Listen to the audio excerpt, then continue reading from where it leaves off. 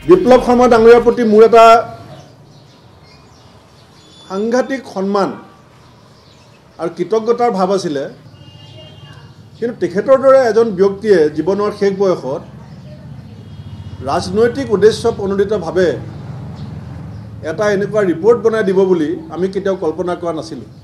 চাওক নীতি বহিৰ্ভূতভাৱে বৃদ্ধি কৰিব নোৱাৰে তেওঁৰ এপইণ্টমেণ্ট লেটাৰত ৰাকেশ পালক ফেভাৰত মই ক'বলগীয়া একো নাই এনকুৱাৰী হওক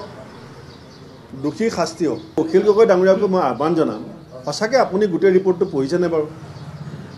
আমি এজন জনপ্ৰতিনিধি হিচাপে ৰাইজৰ সন্মুখলৈ যেতিয়া আহোঁ আমি আধৰুৱা হৈ আহিব নালাগে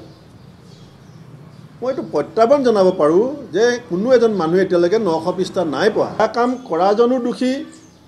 আৰু বেয়া কাম কৰিবলৈ উচতনি দিয়াজনো দোষী আৰু বেয়া কাম কৰি মনে মনে বেয়া কাম কৰি থকা দেখি মনে মনে থকাজনো দোষী মৌনম সন্মতি লক্ষণম government is a collective responsibility this is the decision of a cabinet Rakesh পালৰ এপইণ্টমেণ্টৰ যিটো approval date was the decision of a cabinet